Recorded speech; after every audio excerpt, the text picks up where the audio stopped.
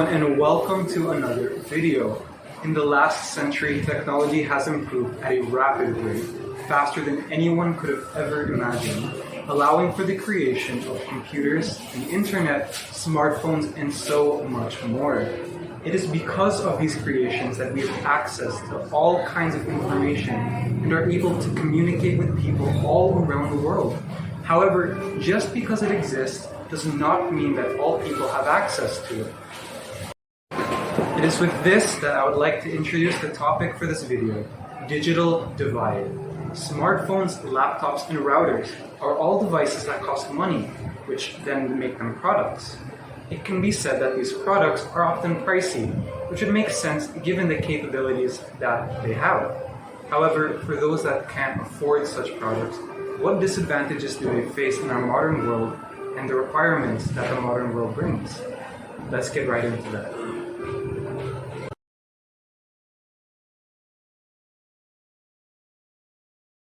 Digital technology is advancing at an incredibly rapid pace, but it's not happening evenly. Around 60% of the world's population is now online, but most of these people are in developed countries.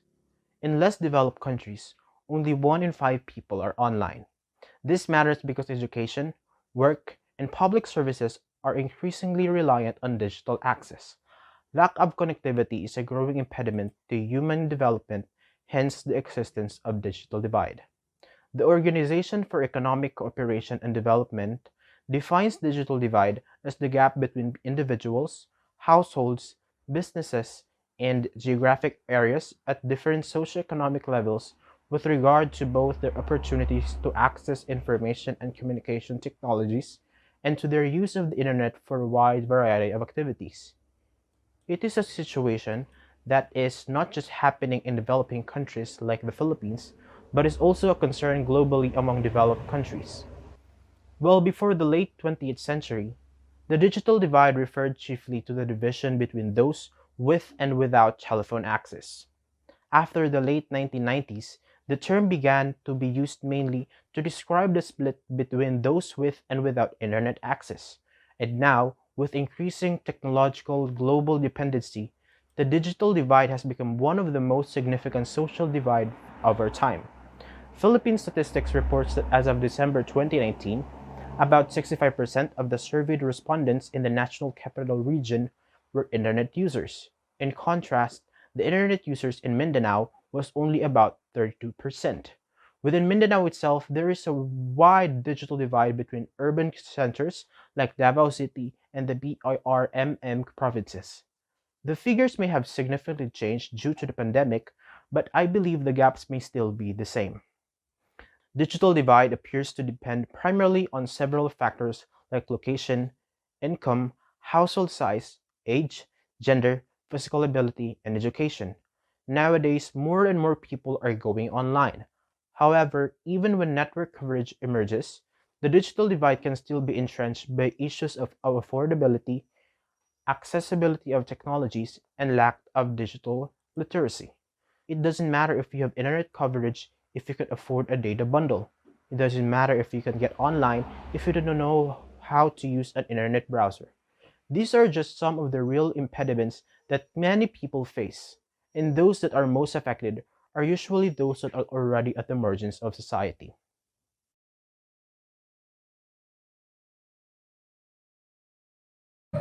As for the societal influences on developments in the digital divide in local and global settings, this can be seen in varying differences between our country and other countries economically, especially when we compare ourselves to first world countries like America and the UK.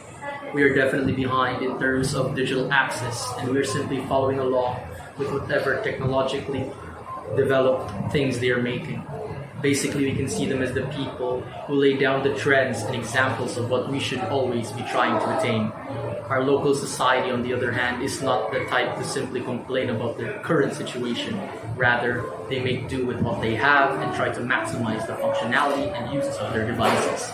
In my opinion, current generations are noticeably more capable of handling digital devices. We could even consider them the kings and queens of posting in social media, because how they are able to reach thousands, if not millions of people by sharing their thoughts, experiences, and aspirations for the world to openly see and maybe even learn from. However, I would just like to point out that the gap between those who have access to technology and possess the knowledge that should come along with it is still wide in our country, because those who live in rural areas or who suffer from poverty are the ones who are hit the greatest with this type of prevalent division. Since financial capabilities are needed in order to acquire these types of digital technology, such as smartphones, laptops, and computers, luckily, as our society becomes more and more modern as time goes by, these people are slowly able to gain access to technology, and educational systems are now adapting to this and making pupils and students learn more about it as a part of their curriculum. Although not as consistently as in other countries, but again, at least something is being done for our society overall. Furthermore, the digital divide will always be present in our country, no matter how hard we try to solve or manage it. Hence, all we can really do right now is be open and adapt whenever we are in the face of technology. And for those who will struggle to cope with it, they need to see it as a requirement in society already. Because whether they like it or not, technology is already an essential part of our lives, and it has helped improve our lives for the better.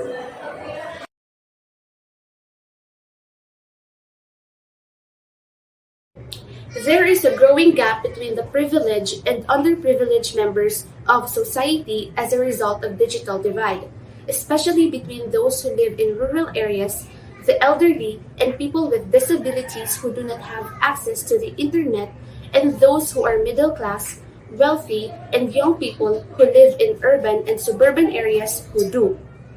The number of individuals with access to the internet and computers continues to expand every year, but the digital divide is also widening at a startling rate. To actively involve oneself in the economic, social, and political aspects, having access to the internet has now become increasingly essential nowadays. Given how quickly technology is developing, the digital divide problem cannot be disregarded. Access online furthers the imbalance in our society's income distribution, which is also very lopsided. Through the power of technology, people who have access to computers and the internet has become even wealthier with information and knowledge, while those without them are left behind.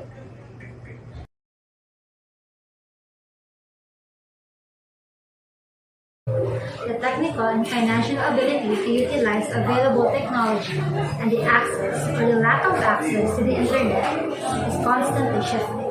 However, many social factors should also be accounted for. The very ability to utilize these devices causes problems. Whether we like it or not, a financially well-off person in society has the upper hand in learning and having the necessary skill sets to becoming a functioning member of society.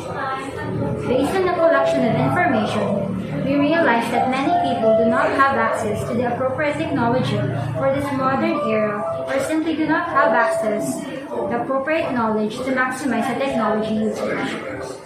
Change is necessary, or we will get left behind even more than we already are compared to other countries. As a result, we highly suggest that the government should be more proactive in providing more financial resources to help those who cannot purchase these technologies because they see it as a luxury way above their priorities, which are the basic needs.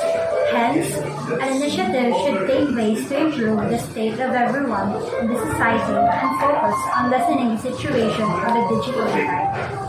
Or else, it will just continue to grow and be beyond the scope of comprehension and solution.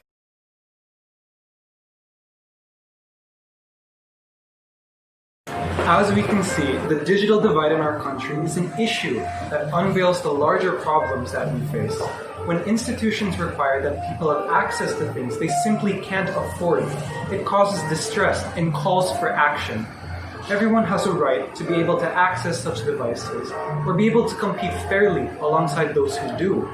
The COVID-19 pandemic truly brought this issue to light with the requirements of online classes and the fact that most students need face-to-face learning and classroom interaction in order to learn.